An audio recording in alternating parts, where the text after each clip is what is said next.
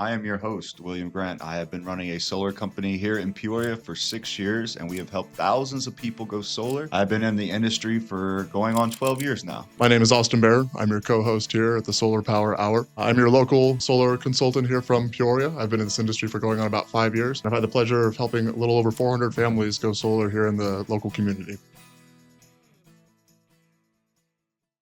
Welcome to another episode of the Solar Power Hour. Your host, William Grant, and this is our 17th episode, and we have the one, the only, the amazing Alex Carmona, City Councilman and Artist Extraordinaire. World renowned, I hear. That's what they say. Thank you for having me. I don't So know. that's what they say. So yeah, man. So you were recently on the Peoria City Council. Yeah, it's been a few months now. Got sworn in May. Mhm. Ran the whole campaign last year. I really appreciate your support as well.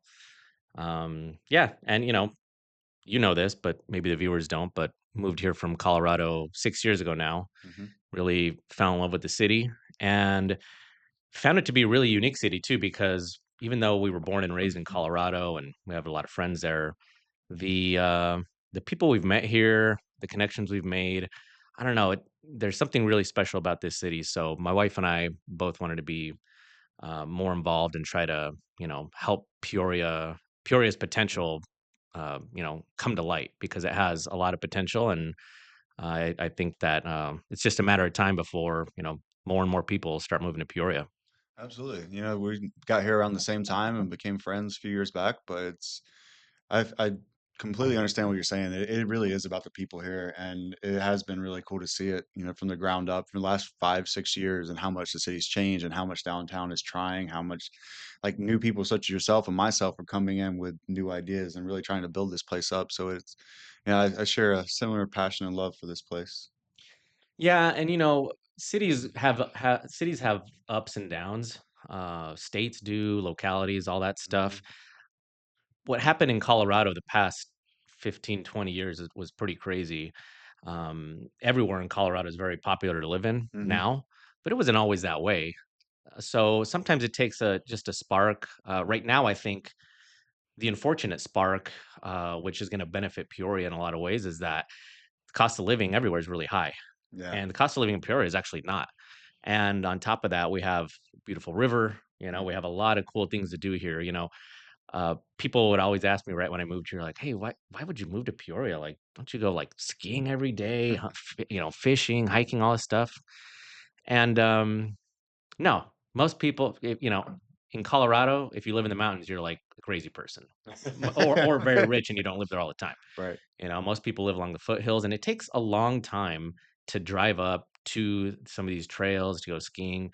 You can do all this stuff here. I mean, there's Mhm. plenty of hiking trails, there's plenty of outdoor stuff, even skiing. You can go to what's that town called? I don't know. I've never been, but I know what you're talking about. Yeah, Ulysses S. Grant is from there. That's what I remember. Mhm. Anyway, I'll think of the name. But yeah, no, you can do everything here. So it's kind of a hidden gem here. It's interesting because it's like you get the city feel from our downtown, Yeah.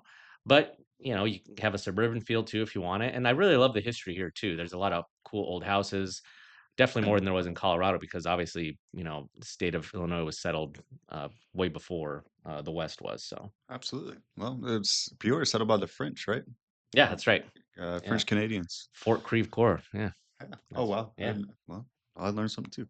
But yeah, man, it's a pleasure to have you on. And for those of you watching and been watching the podcast, this table that we sit before you, this is actually created by Alex. He, extraordinary artist and has a ton of art around our office. This is actually just like a museum to him and this space. But he makes some really cool stuff, and he's a very good friend. And unfortunately, he doesn't have solar on his house, covered in trees on Moss Avenue, so it's not the best fit in the world for solar. I But want to, but it's definitely it definitely would be a challenge.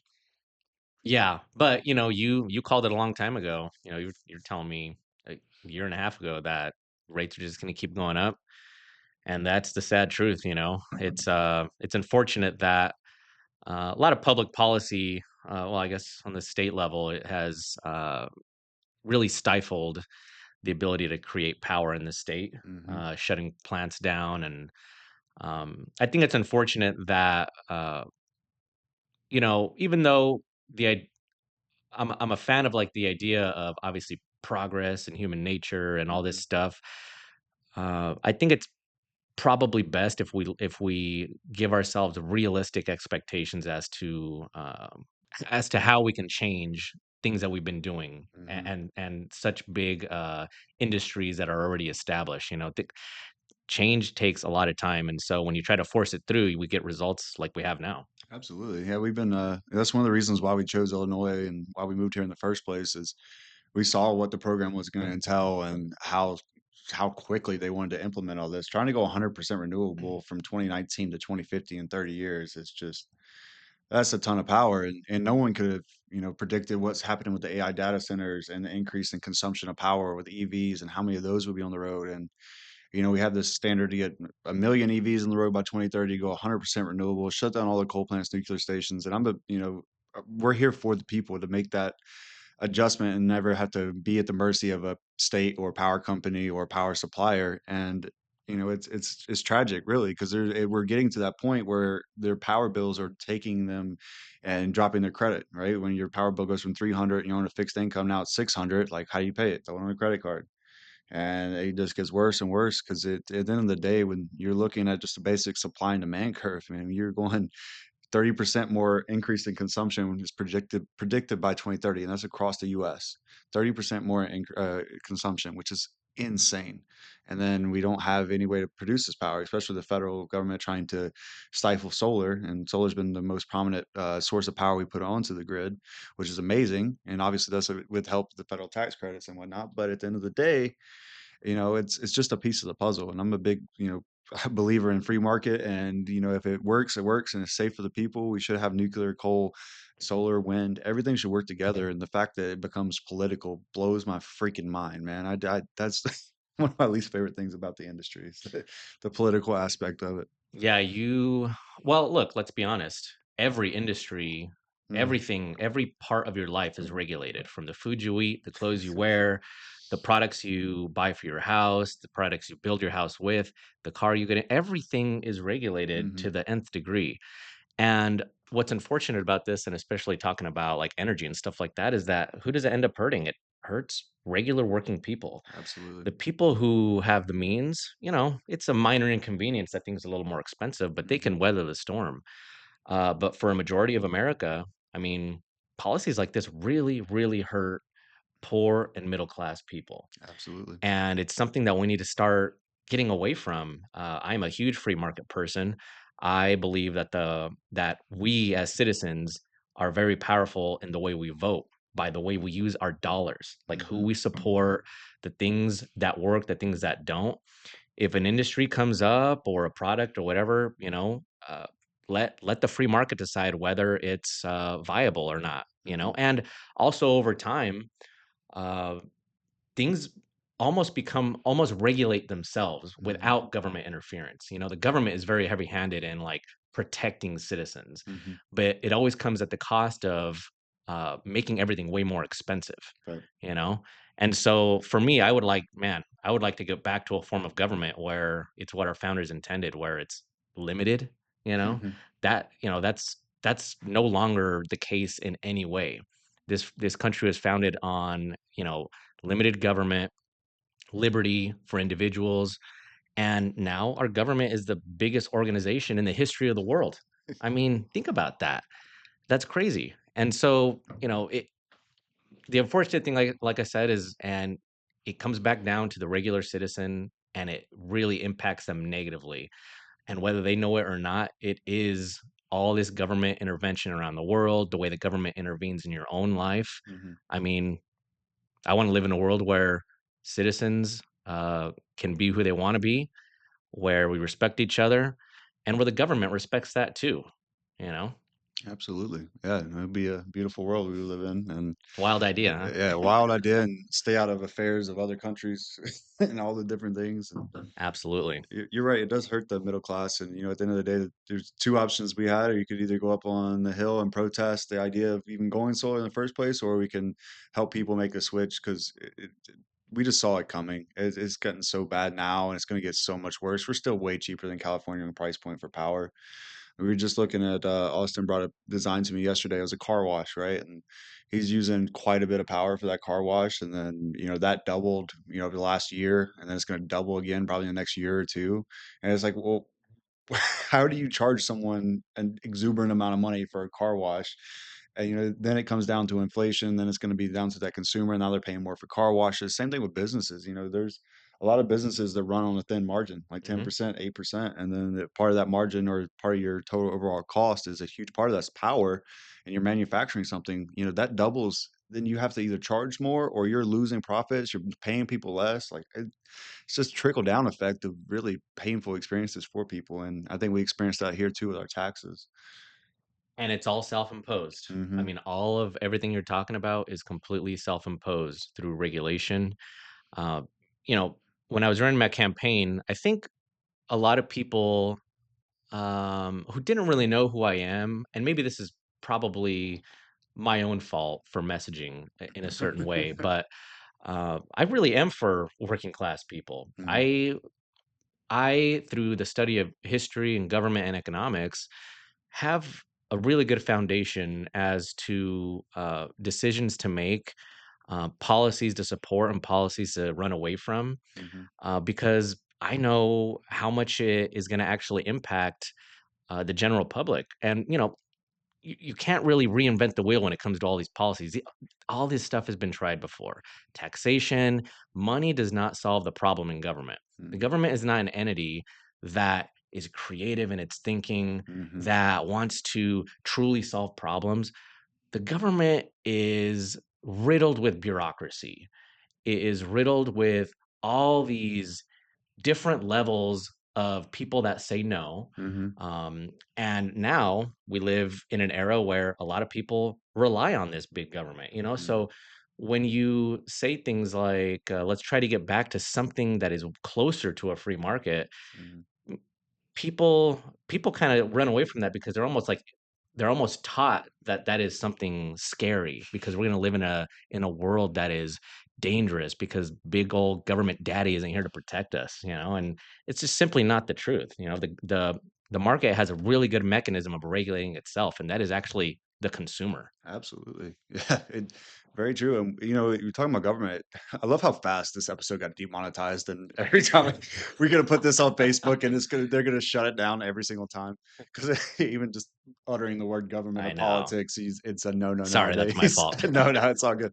I knew it was gonna happen. I ain't even worried about it. But we saw that the backroom deals and the good old buddy system, throughout the big beautiful bill, and we were actively trying to fight for solar to stay around or the federal tax credit. Because one thing I do enjoy about the tax credit, because we don't do the leasing and we're not buying and selling these tax credits, the homeowners actually getting tax dollars they would have put to the government back into their home. So like it feels like a win-win in my opinion.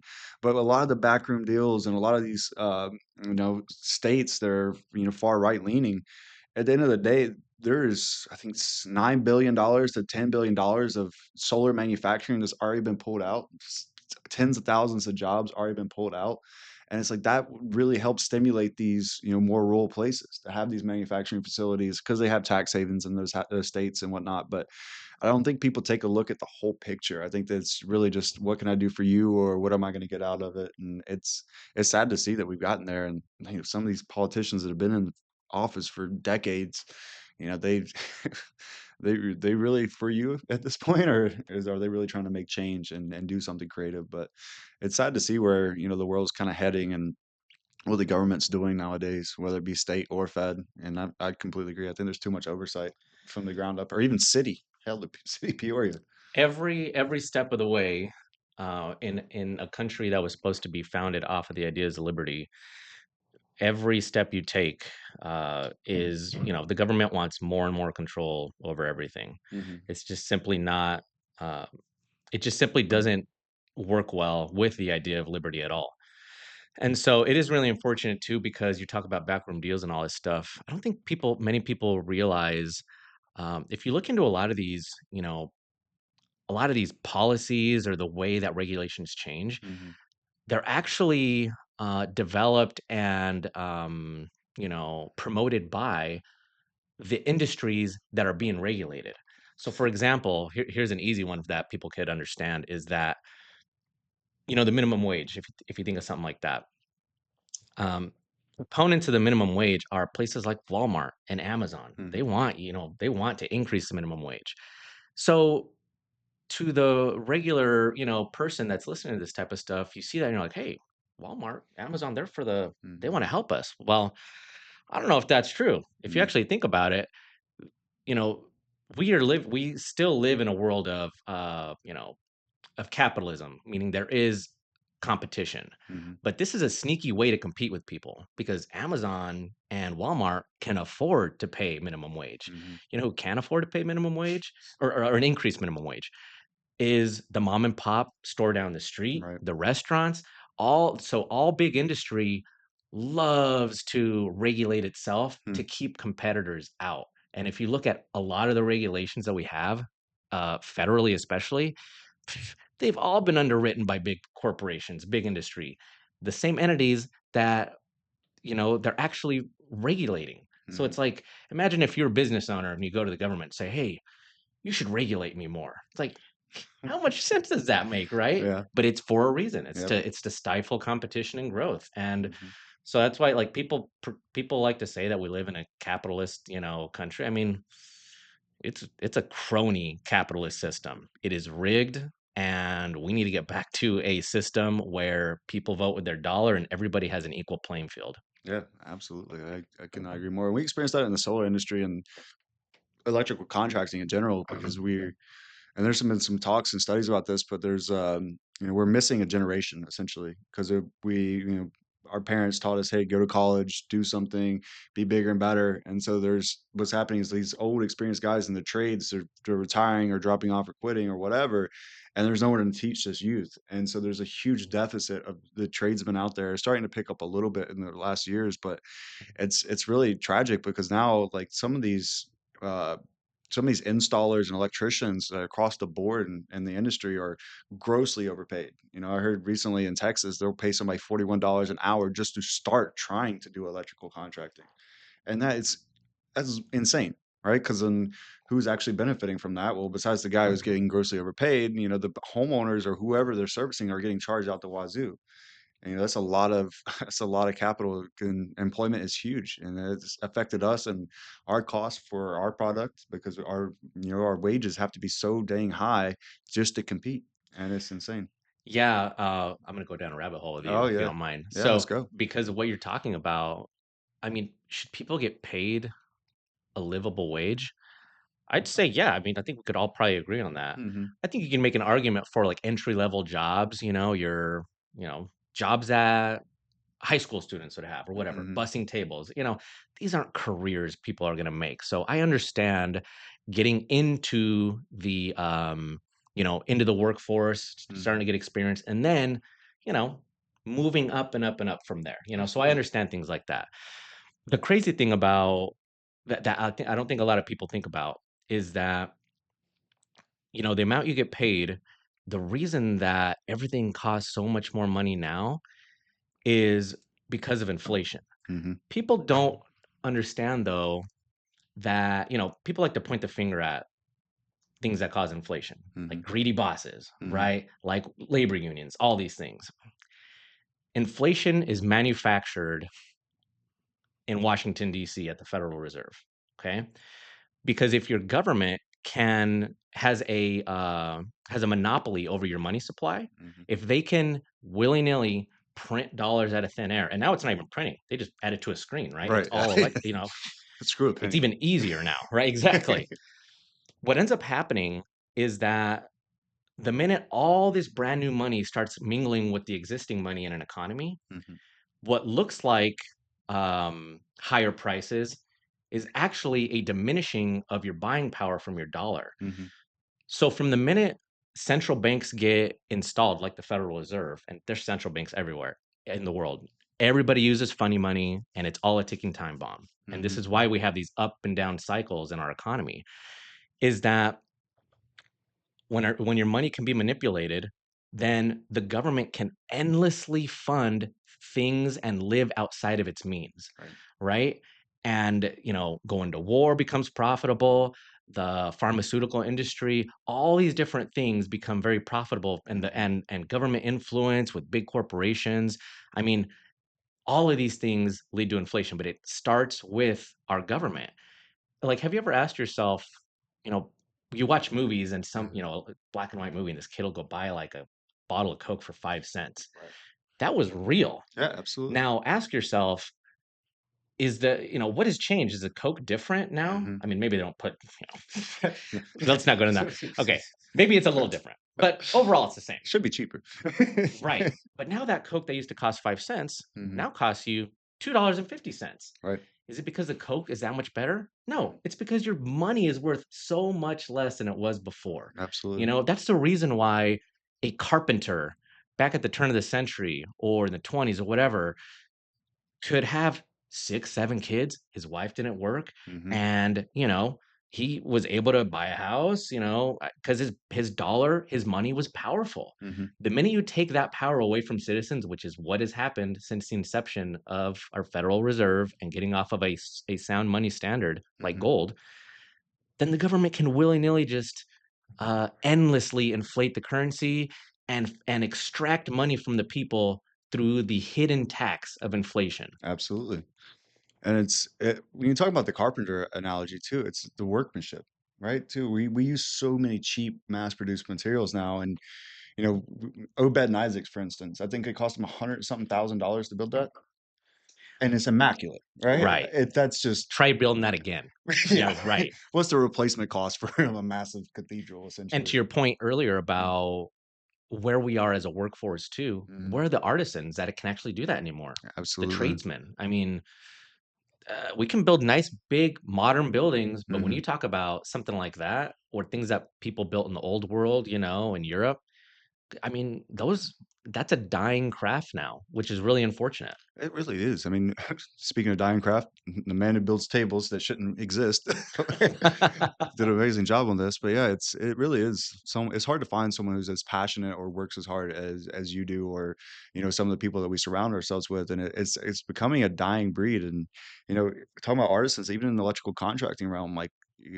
People taking pride in their work. We've been through quite a few electricians and installers who just didn't give a crap how it looked, or the things that would never be seen, how they were hidden. Like, just a little what we found our company on, and our standards so high. I get it, but it seems like it's very, very achievable. And on the flip side of that, just troubleshooting, finding someone who has enough critical thinking ability to go and troubleshoot any system, no matter what equipment is installed, it's damn near impossible. It's like takes years and years of training to like get to a point, which is wild. Like that critical thinking aspect coming out of the world nowadays is just diminishing, and it really hurts. Some parts of it too feel like it's almost like it's calculated, or Mhm. it's unintended consequences of maybe technology. Right.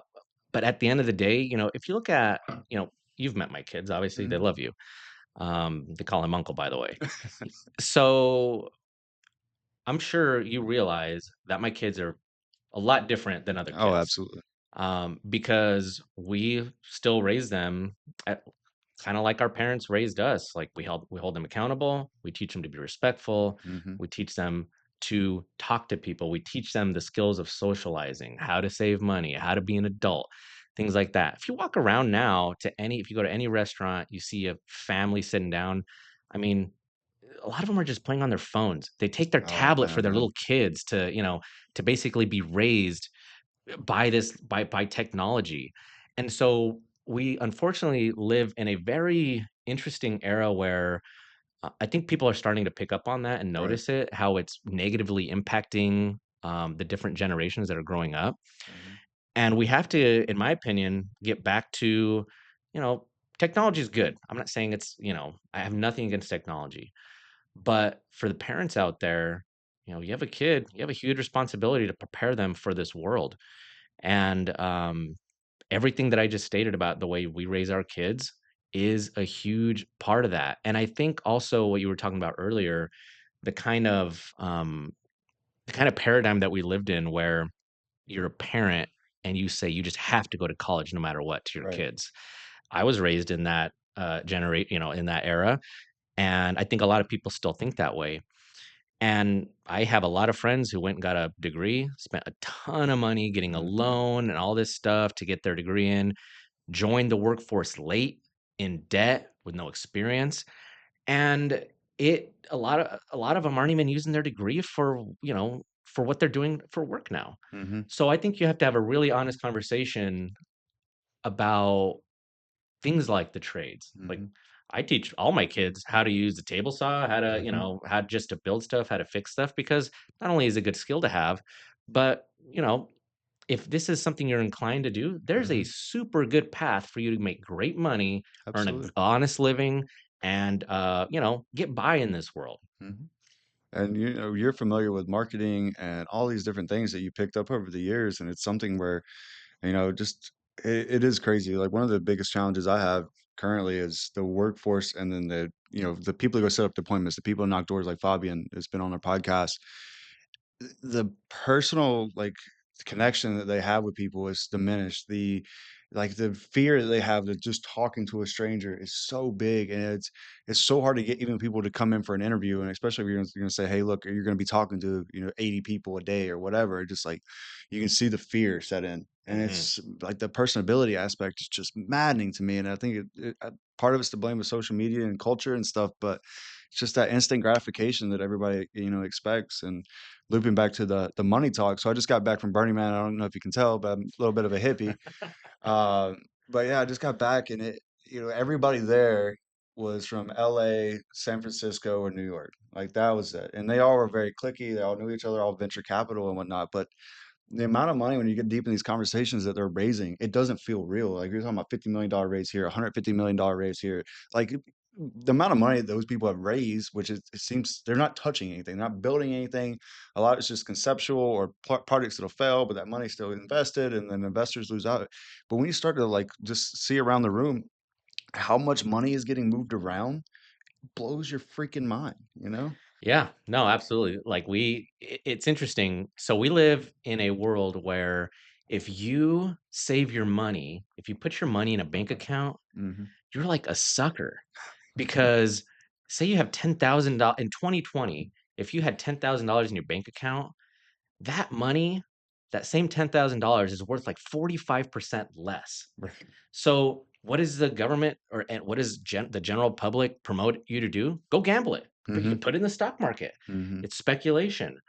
And I understand that that's a mechanism for growth, Hmm. right? Like that's something that's been around for a very long time. But I'm telling you, when you just think about the working man and woman, the poor and the middle class, these are people that cannot do that type of stuff. Hmm. They are relegated to trying to save their money, Hmm. or potentially trying to acquire property, and trying to grow wealth that way. Hmm. But the stock market is not open to everybody. Very true, and it feels like a trap. Like you said, you're right. You put $100 in the bank account, and it's probably worth $60 a few years down the road with the inflation, especially if it keeps on the way it is. And it's like Hmm. it's a trap. Well, do you go gamble your money away, or do you save it and squander it and hope for the best, or do you invest in yourself and build something like a company? And then that's hard and it has a huge upfront cost and all these expenses. It's Right. like we're putting ourselves in a position that's very precarious, and it's not going to be delightful when it all kind of implodes. And inflation is just happening so fast on so many different levels, and insurance, natural Yeah. disasters, all that, like 15 to 25% increase this year. Holy shit. Well, like I said earlier, like, and you know this about me, I really love history. Oh, absolutely. If you study history, and it's not hard, just look at this one little thing. L- Search how many societies, or how many um how much of the money supply that's been fiat. Like if you have a fiat currency, Hmm. look up one that's ever lasted the test of time. None of them have. Yeah. It's just an inevitable thing that will happen at some point. And when it does, people suffer for it. The We. system breaks apart, Mhm. and then you have to go back to some sort of semblance of honest money. Like that's why gold and silver have been a means of exchange for like 5,000 years. Right. And I think we're starting to see that the silver prices are going through the roof. My brother's a coin nerd, so Yeah. yeah, it was like $42 an ounce, and I was buying him ounces for $17 less than a year ago. And so we're starting to see that, and it's also used in manufacturing and all this other stuff. So it is truly a valuable currency. Yeah, and it's a commodity because the government cannot print it. In order to get more, it takes a lot of effort, Hmm. and potentially you might not get anything out of it Right. too. So it's if you actually look at the way societies have, gone through history, Hmm. you know, it starts with like barter, how humans coexist with each other. It's like through barter. Hmm. But barter doesn't can't take you very far because if I grow grapes and you sell shoes Hmm. and somebody else sells eggs, we have to find the person who wants to exchange me for my exact good. Hmm. But if you have a little device, a little technology called money that everybody accepts, Right. then it allows everybody to coexist Hmm. more with each other. And then when you factor in like the division of labor where you can go from a society that has blacksmiths in their family or Hmm. bakers and all this stuff, and you can have going from that to a division of labor where there's a lot of different hands that go into making one product. A ton of different people have jobs, Or ingredients, if yeah, we're even talking. ingredients, all these different things. Yeah. That is that is how progress is made. Hmm. But the minute the government starts regulating everything, especially your money, Yeah. right? The it always goes astray, and Hmm. we are unfortunately seeing that right now. And I wish, it's hard though. I understand that people have to work. I'm just a nerd, and thank God, like I am an artist for a living, and I get to do artwork. And while I do artwork, I just consume a ton of audiobooks on economics and history because you know I don't wanna repeat histories or sorry, mistakes from the past, Absolutely. and we continue to do that as societies, and it's gonna Far too unfortunately often. probably continue to happen. I know. It's so tragic. And talking about resources and talking about gold and whatnot, it's interesting how the market rebounds or how long it takes. So, when I was my first business venture I was starting up or trying to start up was aquaponics. And one of the interesting things about that is the water conservation. But beyond that, it's keeping the nutrients in a closed loop. So like phosphorus is like one of the most like least abundant resources we have that we use as a fertilizer. And you have things like copper. Copper is now like it's so widely used and there's been so much copper used. Yes, it's recyclable, but there's not we're manufacturing at a rate where we can't keep up with copper. Mm. Same thing with silver, same thing with gold. And it's like and it just takes forever to rebound. Like copper prices haven't seen that. Silver's starting to see it, right? And starting to become more on demand, but like just things that we use in abundance that don't have the value because it seems like it has to have like the influence or it has to be like something shiny or this that and the other to put that value on it. But there's a lot of stuff that we utilize on a daily basis that is very finite.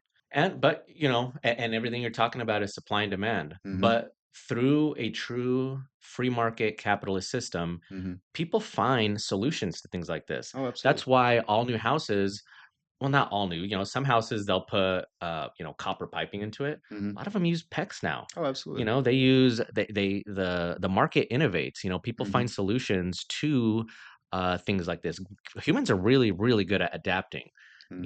and like I said, if we actually live in a system where this is actually promoted and not hindered through, let's just say it, through corruption Hmm. and through the people that we're voting into office that say that they're for the working man and all this Oh, I stuff. know. It's Man, it's if you look at the track record, I don't know, man. I don't know. Absolutely. So you're just a little pivot here, but you got the slow pokes on. If nobody knows what that is, slow pokes one of the first car groups in all of the U.S. and started here in Peoria. But it's also got the Riverfront Museum, and I was there for the guy who freak I'm gonna forget his name, Alan Wall. What was his name? The guy that was at who gave the information about the Twin Towers being hit to George Bush. Oh, right. Yeah, he was But just there. it was just wild. Like, was born and around it. It wasn't following politics at the time because I was too young. But just to know that a president was speaking to a group of third graders and just talking and reading a book with them, like you don't see politicians doing that anymore. You don't see them going above and beyond and being there for their constituents and for the children and for the youth and inspiring them too much. It seems like we all just hide behind a camera, hide behind a desk, or hide behind the mansion at a gate. It's sad to see that we're not out there more or golfing. Yeah. We see we see quite a bit of that with politicians nowadays, which is wild to me. But yeah, we're in such a hard position as a country, and it feels really good at sometimes, but it's just sad to see that we're not taking a more of a not corrupt approach. Well, humans are easily corrupted, let's Mhm. be honest. I think that saying, what the heck is it? Power corrupts and absolute power corrupts absolutely. I mean, it really does. And It so does. I think a lot of the people that, especially in higher office, I mean, uh, some people just want to be somebody. They want to be Mhm. in power. They want to, have some sort of stature in life and show people that that they're this person. We need um like a kind of nobility to step up, like people who are educated, people who are noble in their pursuit of actual change. Mhm. Those type of people are way harder to manipulate because they have a moral compass. That is what we need as a society, is more people like that to step up and run and try to implement real change. Mm. You know, I do not care at all if I get reelected. This job is a complete sacrifice to me and my family. You're not doing it for the money, Alex? The fame, the glory? No, I'll tell you. I mean, we do get paid pretty good on city council, but that's not why. Yeah, right. No, seriously.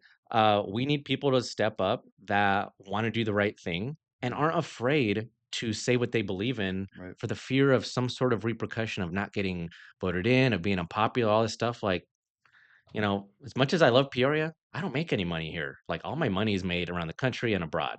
Right. And so I feel very liberated that I can be who I am, speak my mind, because this job is not my identity. Mhm. Like this is a duty to me to help our city move forward. And like I said, to not be afraid to just tell the truth. Right.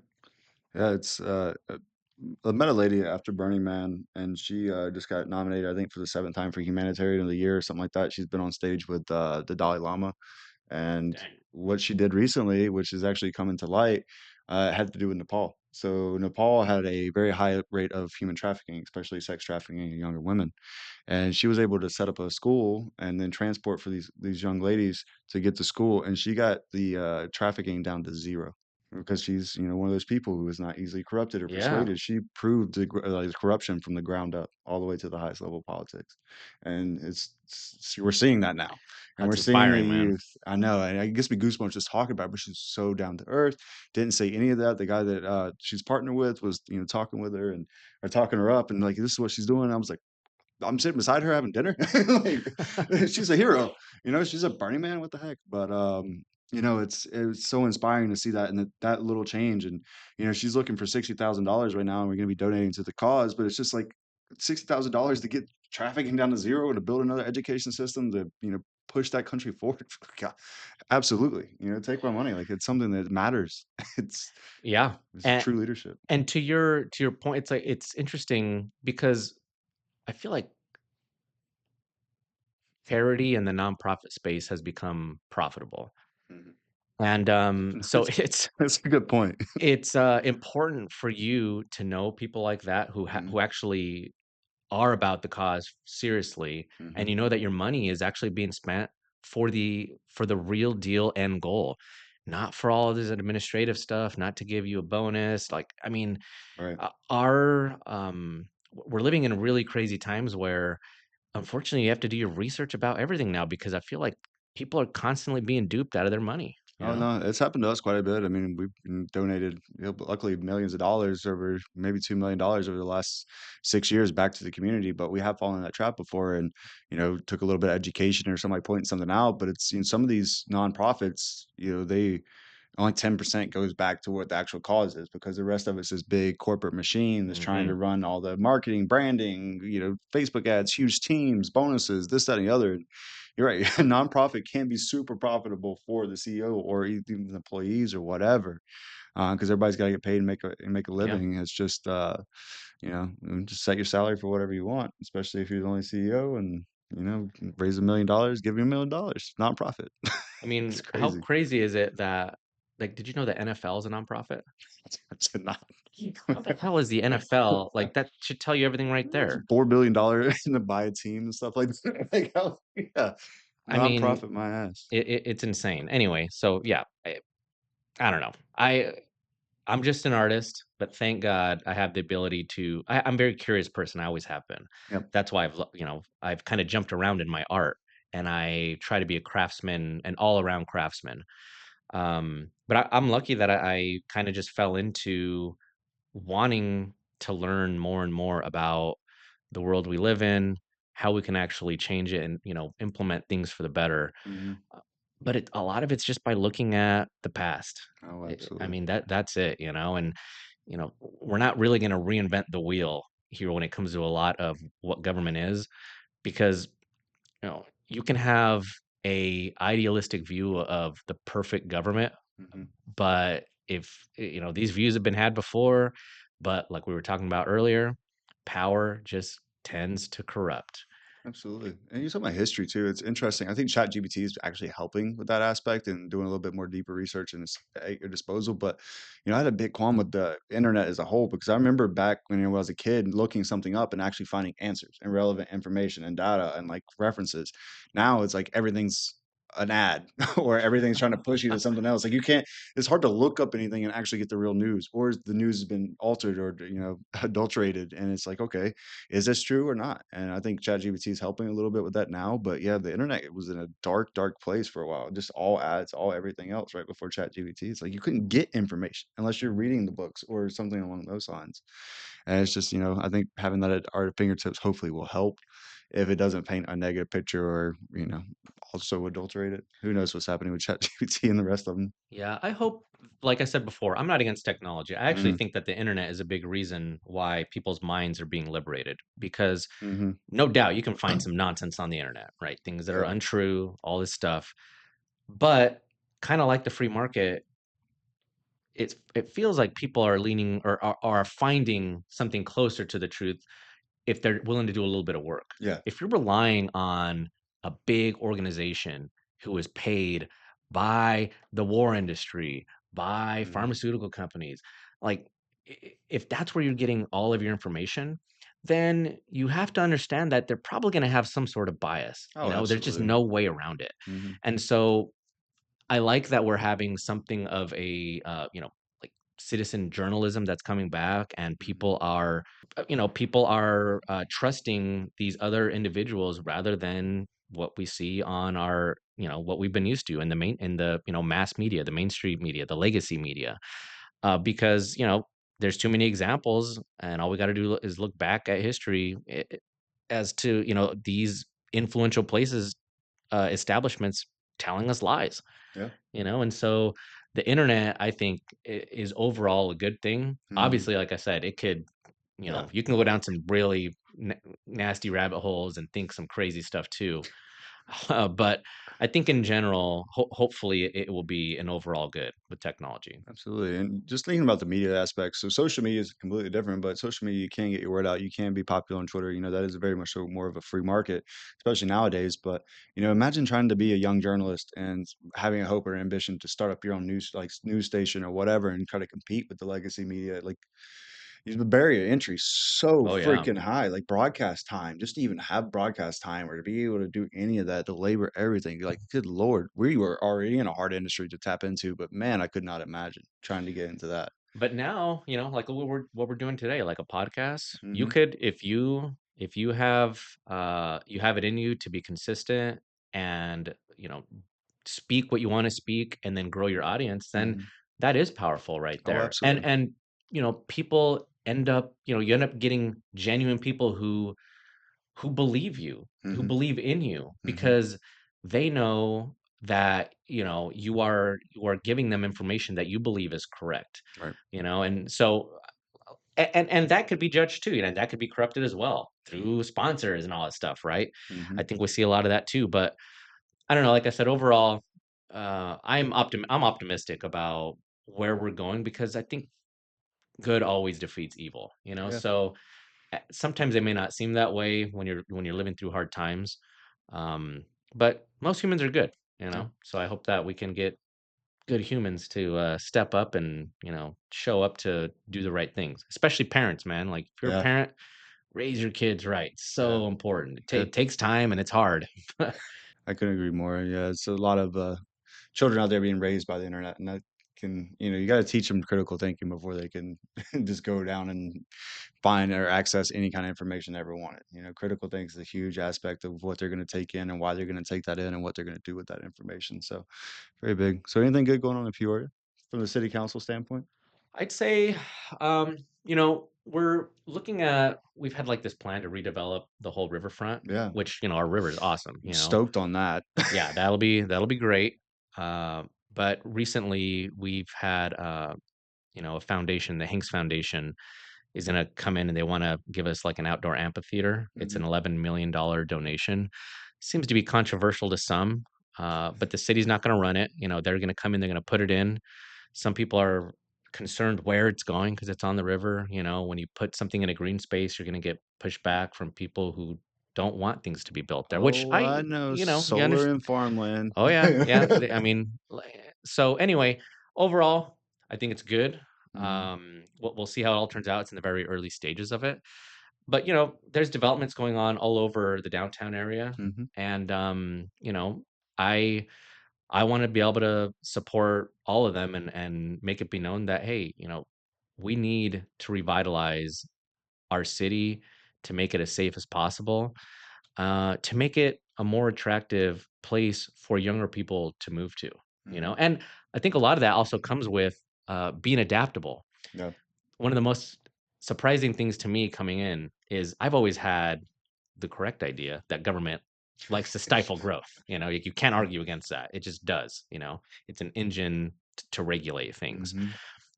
But I had a small idea about this next thing I'm going to say, but I didn't realize how really powerful it was that citizens themselves don't want change either.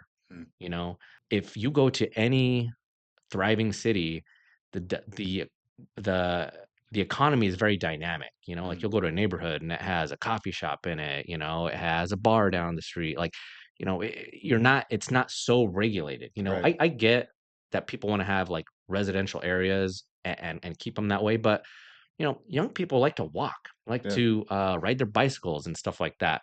So I think if we're a city that's willing to adapt and slowly change towards Hmm. allowing things to happen, then the sky's the limit for Peoria. Hmm. This is a beautiful, awesome, historic city, but we do have the ability here to meet the needs of the people that are going to go up and hopefully live here and have jobs here.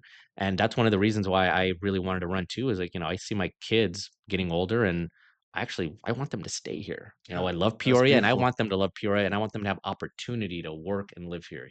Absolutely.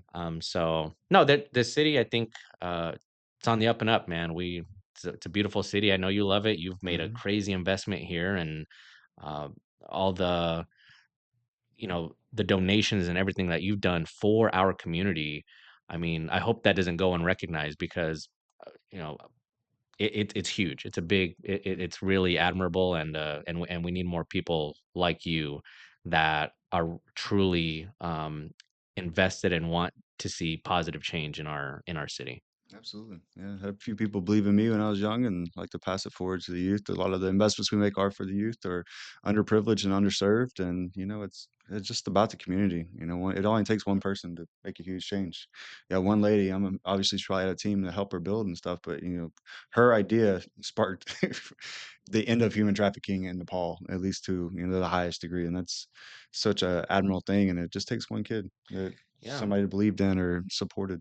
And that's why leadership is so important to have, like that individual is a leader Hmm. that had a vision and that had enough in her to see it through and to work hard. Hmm. It's just like starting a business. If you believe in something uh enough, you know, failure is not really an option. You Yeah, I'm too adapt, damn you hard-headed to know. quit. Yeah, yeah, it's just like being an entrepreneur. You're an entrepreneur, so am I. I run my own art business, and there's a reason why most people don't make it because it's Oh very, yeah. very hard, you Yeah, know? blood, sweat, and tears, underpaid, under everything. But And especially at first, you go mhm, through a lot of trials and tribulations at first, and that's why I like to mentor young people. It's like, you absolutely. have to, have a spirit of, you know, living in the moment, but thinking long term, Mhm, and really being responsible and doing what's right for the rest of your life and right. potentially for the family that you create too, you Mhm. know? Yeah, man. No, this has been an awesome conversation. So if you ever want to get a hold of a politician, his phone number is 309. No, just messing with you. But I don't know if you want to plug your social media or anything like that for art, or Sure. I know you're talking about doing a podcast yourself here in the near future. Yeah, so I'll plug a couple things. So my website is just oldschoolalix.com. I have been a working artist for about 12, 13 years now.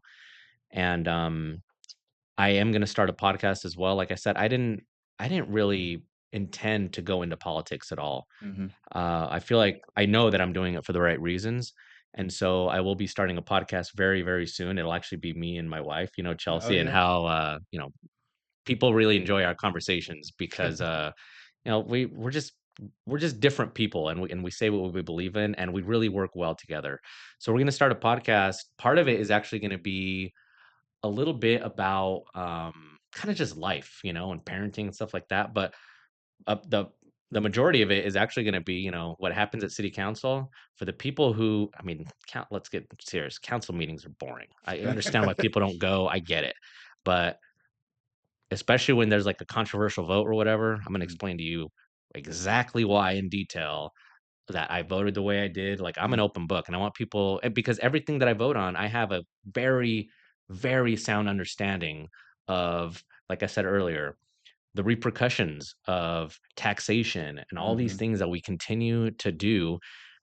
So anyway, I just want to have more of a voice to explain exactly how I see things, and you can agree with me, disagree, but it's all about conversations. And I think um, this, what you're doing now, we're talking about ideas, and I think the world is ran by ideas, whether good or bad.